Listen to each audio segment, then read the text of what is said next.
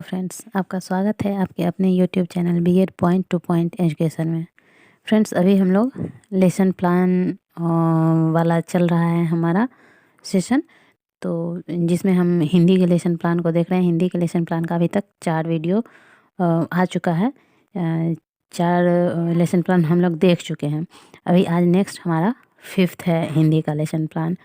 तो आज आइए देखते हैं कि आज क्या है। तो आज का जो हमारा हिंदी का लेसन प्लान है ये 5वां है हिंदी का, और इसमें हम प्रकरण करेंगे। कौन सा प्रकरण? शेर और चूहा।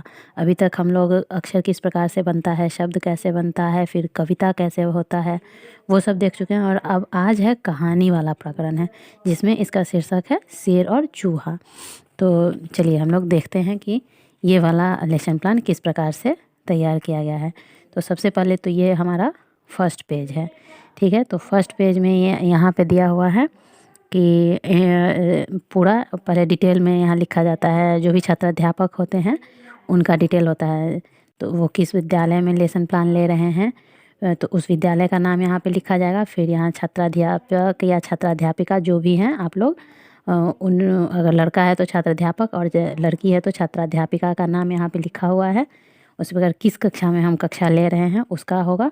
फिर किस विषय का है, तो हिंदी विषय का हमारा अभी लेसन प्लान चल रहा है, तो यहाँ हिंदी लिख देंगे। फिर प्रकरण शेर और चूहा है, इसके ब्रैकेट में हम चाहे तो कहानी भी लिख सकते हैं। माध्यम यहाँ लिखा हुआ है संपूर्ण संप्रेषण। फिर इसके सेकंड पार्ट में देखिए, इस पार्ट में क्या लिखा हुआ है। फिर छात्रों की संख्या, मतलब एक लेसन प्लान जो हम ले रहे हैं जिस कक्षा में, उस कक्षा में छात्रों की कुल संख्या कितनी है, तो यहाँ 15 है। ये रेशियो ही होता है, 5 से 15 के बीच ही छात्रों की संख्या को रखना है, तो वही यहाँ पे 15 लिखा हुआ है। नेक्स्ट क्या है, छात्रों की विद्यालयी उम्र, तो 13 से 15 वर्ष के बच्चे हैं सभी, और इनकी औसत आयु निकालेंगे तो 14 वर्ष आ रही है। फिर ये समय कितने समय का होता है, तो एक लेसन प्लान आपका जो होता है वो मैक्सिमम 45 मिनट का ही होता है, तो वो यहाँ पे टाइम लिखा हुआ है 45 में। और जो भी डेट है वो आप यहाँ पे मेंशन कर लेना है। आप जिस भी डेट को ये कर रहे हैं, लेसन प्लान ले रहे हैं, वो डेट यहाँ पे लिख देंगे। उसके बाद यहाँ से हमारा स्टार्ट हो जाता है। तो जैसा कि पता है कि पूर्व ज्ञान, सबसे पहले पूर्व ज्ञान हम लिखते हैं।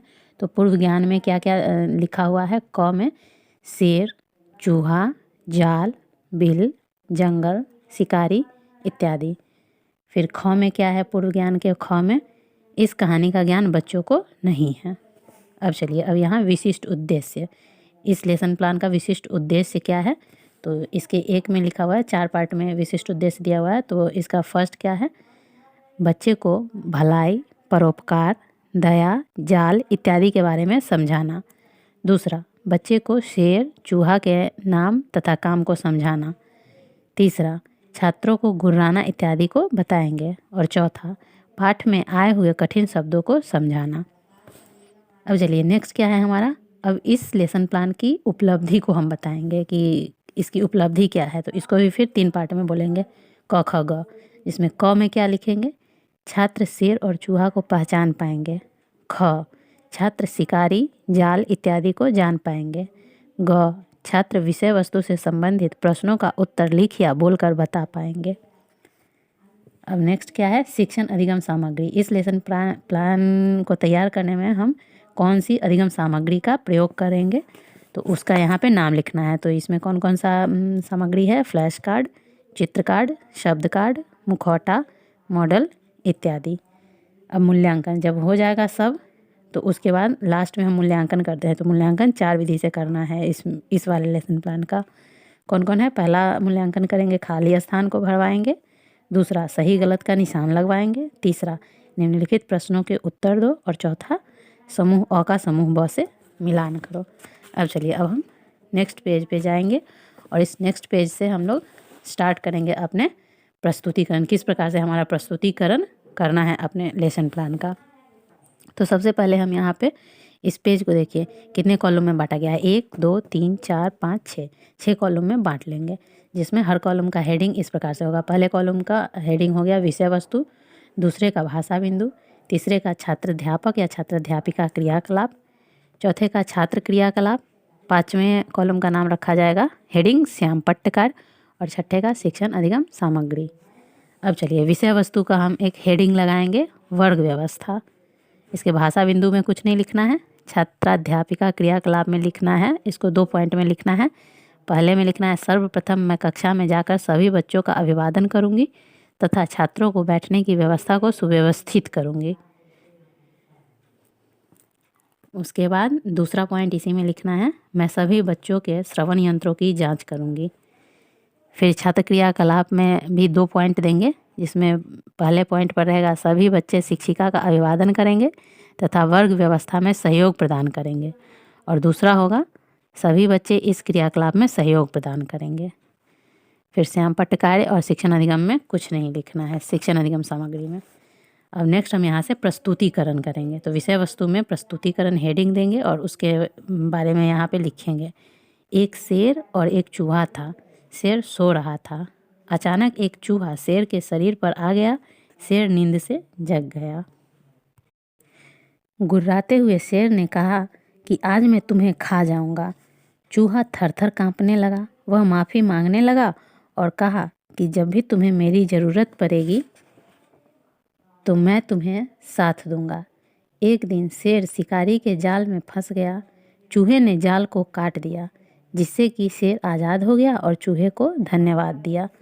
अब चलिए, अब हम इधर, ये तो हमारा विषय वस्तु वाले कॉलम में इतना लिखा गया है। अब भाषा बिंदु में हम लिखेंगे इधर, इसको भी पॉइंट वाइज करके लिखेंगे। तो पहले पॉइंट पे शेर कॉमा चूहा, फिर उसके थोड़ा नीचे आके लिखेंगे जंगल, अचानक, शरीर, जागना, गुर्राना, कांपना, माफ़ी मांगना, शिकारी, जाल और फिर आज़ाद। इधर छात्राध्यापिका क्रियाकलाप में हम लिखेंगे प्रस्तुतिकरण के बगल में इधर छात्राध्यापिका क्रियाकलाप वाले कॉलम में, इसको भी पॉइंट में हम लोग लिखते जाएंगे। तो फर्स्ट पॉइंट को स्टार बना के लिखेंगे, मैं सभी बच्चों को शेर और चूहा का फ्लैश कार्ड दिखाते हुए पूछूंगी कि यह क्या है। क्या तुम लोग शेर और चूहे की कहानी को जानते हो? कुछ क्षण छात्रों के उत्तर की प्रतीक्षा के बाद मैं बच्चों को बताऊंगी कि आज मैं तुम लोगों को शेर और चूहा की कहानी सुनाऊंगी। फिर छात्र क्रियाकलाप में लिखना है, सभी बच्चे मेरे द्वारा बताए गए बातों को ध्यानपूर्वक सुनेंगे और बताने की कोशिश करेंगे। कुछ बच्चे मौन रहेंगे। फिर श्यामपट्ट कार्य में शेर और चूहा लिख देना है। शिक्षण अधिगम सामग्री में शेर और चूहे का चित्र कार्ड, शब्द कार्ड, फ्लैश कार्ड या फिर मुखौटा इत्यादि दिखाएंगे हम।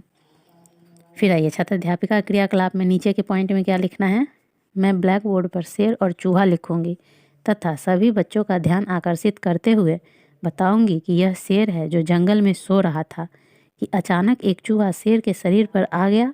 शेर जग गया और गुर्राने लगा। यह देखकर चूहा डर से कांपने लगा और शेर से माफ़ी मांगने लगा। बच्चे को समझाने के लिए शारीरिक हाव भाव भी प्रदर्शित करूंगी।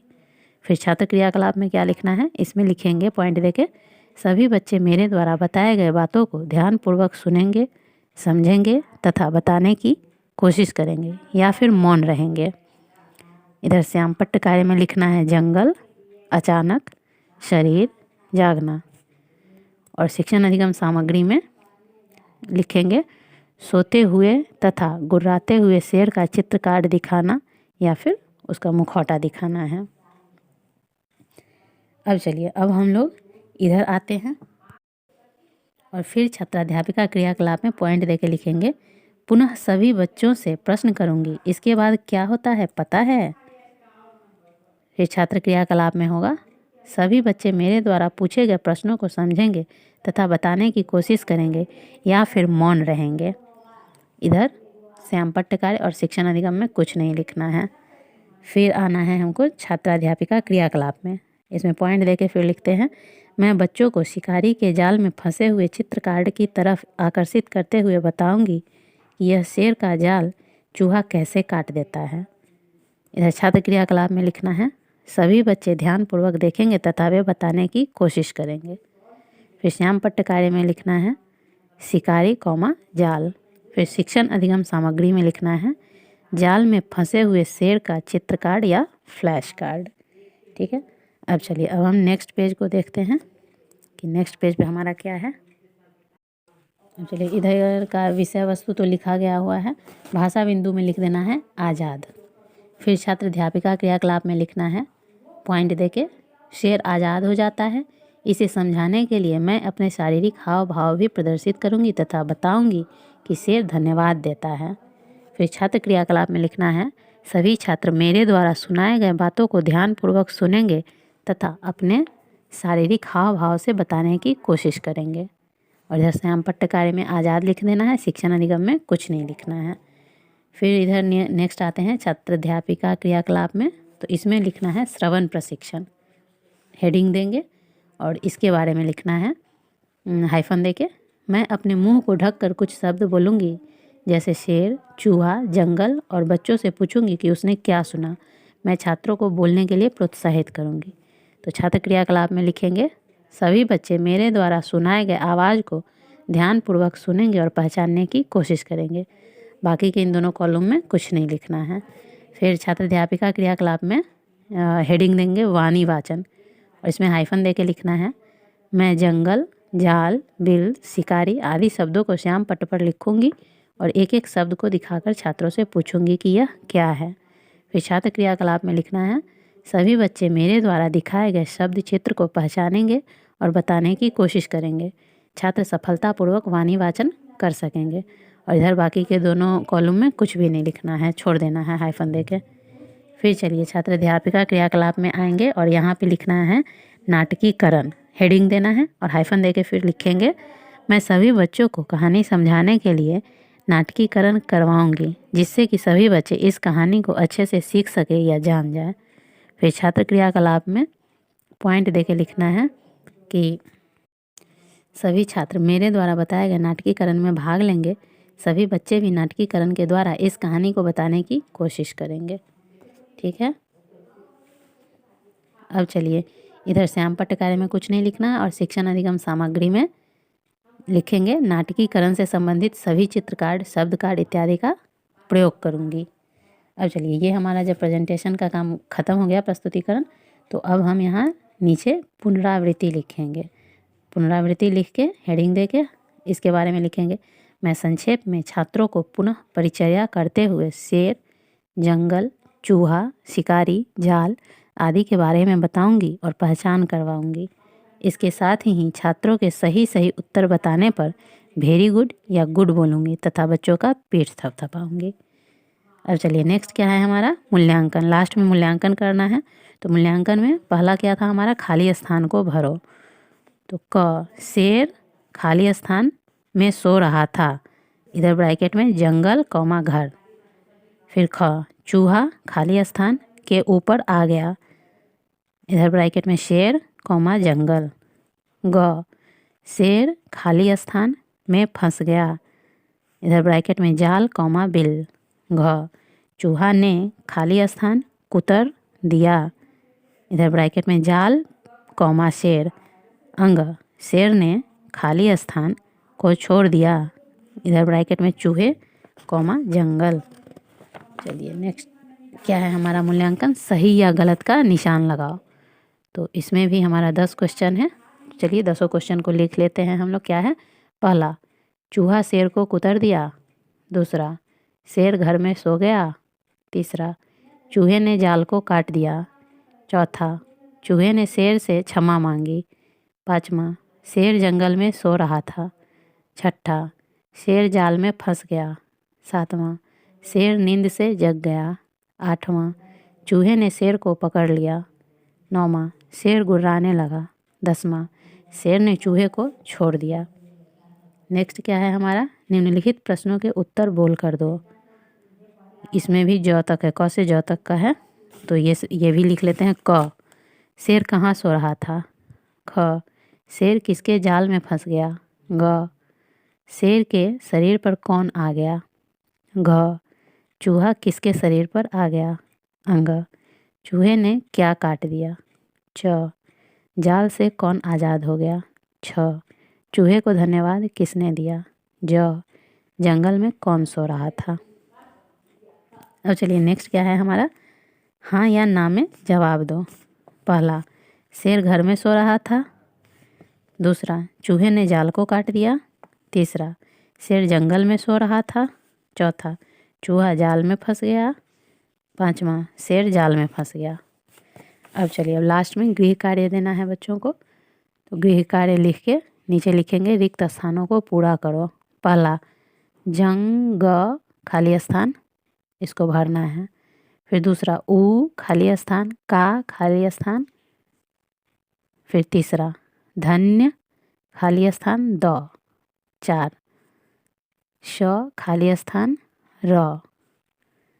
5वां सी खाली स्थान री। 6ठा म खाली स्थान द।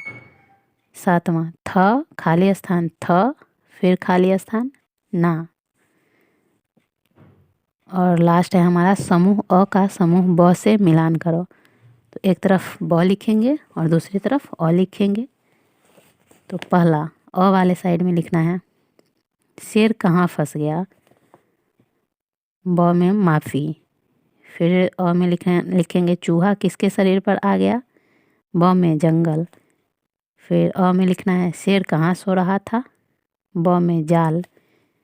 अ में लिखेंगे चूहे ने क्या मांगी, ब में लिखना है शेर। फिर अ वाले पार्ट में आके लिखेंगे जाल को किसने काटा, ब में चूहा। फिर अ वाले भाग में आके लिखेंगे जाल से कौन आज़ाद हो गया, ब में शेर। फिर अ वाले भाग में लिखना है शेर ने किसे छोड़ दिया, ब वाले भाग में चूहा। और नीचे यहाँ मूल्यांकनकर्ता का हस्ताक्षर होगा, और जो भी मूल्यांकनकर्ता होगा मतलब कि जो भी छात्र अध्यापक हैं वो यहाँ पे अपना साइन करेंगे। तो इस प्रकार हमारा ये वाला भी हिंदी लेसन कंप्लीट होता है। तो देखिए यहाँ पे तो जैसे इस पे समझाने के क्रम में ये निशान भी लग जा रहा है, तो हो सकता है आपको यहाँ पे देख के लिखने में प्रॉब्लम हो। इसीलिए इसी कारण से हर लेसन प्लान का एक शॉर्ट वीडियो भी होता है जिसमें कि कहीं भी कुछ नहीं वो क्लियर होता है। उससे आप लोगों को जब लिखना हो तो देख के लिख सकते हैं। तो यही रीज़न है कि हर लेसन प्लान का एक शॉर्ट वीडियो भी अपलोड हम साथ साथ करते हैं और उसका लिंक भी डिस्क्रिप्शन बॉक्स में डाल देते हैं। शॉर्ट वाले के डिस्क्रिप्शन बॉक्स में आपके इस जो डिटेल वीडियो है इसका लिंक रहता है, और जो डिटेल वाला है उसके डिस्क्रिप्शन बॉक्स में शॉर्ट वाले का लिंक दिया हुआ रहता है। तो आप लोग इस तरह अपना आपको लिखने में सहूलियत हो, इसीलिए ऐसा किया गया है। तो आप लोग यहाँ से देख लीजिए, और इसमें अगर ना समझ में आए तो इसके शॉर्ट वाले वीडियो को देखिए, वहाँ पे एकदम क्लियर में लिखा हुआ है। वहाँ से आप लोग अपना नोट्स तैयार कर सकते हैं। तो इस तरह ये आज हमारा 5वां वीडियो हो गया कंप्लीट हिंदी लेसन प्लान का। अब नेक्स्ट 1-2 और है, उसके बाद किसी और सब्जेक्ट का आएगा। तब तक थैंक्स फॉर वॉचिंग।